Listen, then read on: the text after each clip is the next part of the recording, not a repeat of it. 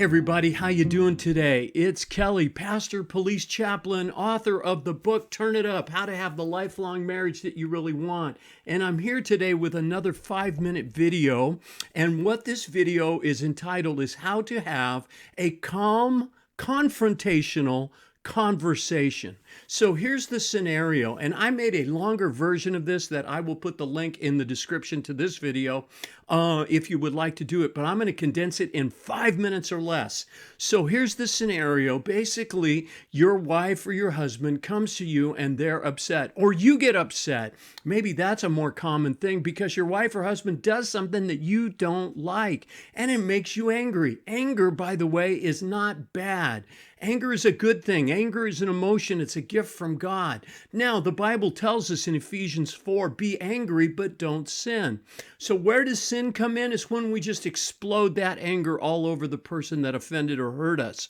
So what you need to do, if instead of exploding, is calm down. And the way to do that, as I talked about in the last video, is just step aside, have a drink of water, calm down, and then you want to come back a few minutes later, or maybe even the next day, and have this, a calm, confrontational conversation. And I want to tell you how to do that.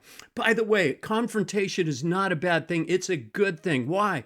Because what you permit will persist. In other words, if you just say, well, it was no big deal, I'll just let it slide, and then you don't bring it up to your spouse, chances are they're going to do it again. Why? Because they don't know that it bothered you, bugged you, hurt you.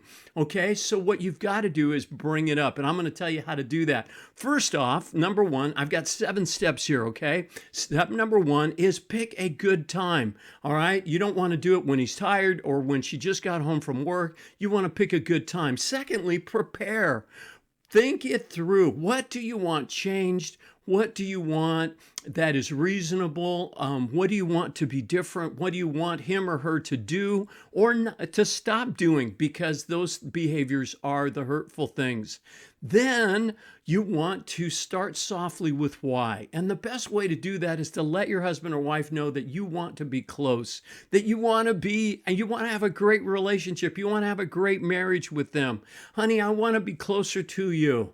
But when you do this, it kind of hurts and it makes me kind of want to push away. So then you want to clearly state your issue and how it makes you feel. This is number 4. So number 3 was to start softly with the reason why.